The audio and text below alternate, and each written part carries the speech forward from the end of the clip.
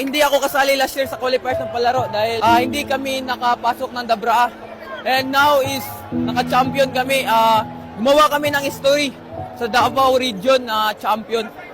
Ilang years yung pagitan bago kayo naka-gold ulit? Hindi, sa history po is wala, hindi pa po naka-first time pa lang po. Kailan na ba magkaroon Ako ng gold. Opo. Anong pakiramdam na parte ka ng history na yun? Syempre, masaya ako. Masaya kaming lahat as a team. Saan parte ng laban ka nahirapan kontra Western Rizal? Mga second quarter po. Yan po, dikit po kasi yung score. Thank you din sa Davao region. Thank you sa nagasuporta sa mga diha. Champion me. Nakuha na mo, wala mo na mo gibigo. And sa mga kababayan, sab na ako sa Agusan, sa Talacogon, thank you po sa inyo mga suporta tanan. Kung dili tungod sa inyo ang dili nagamotivate sa kuha, wala po ko dire. Sa ngayon is wala pa eh. Wala pa. Maybe next year naman. Meron pa akong isang year. Shoutout ko sa akong mga parents.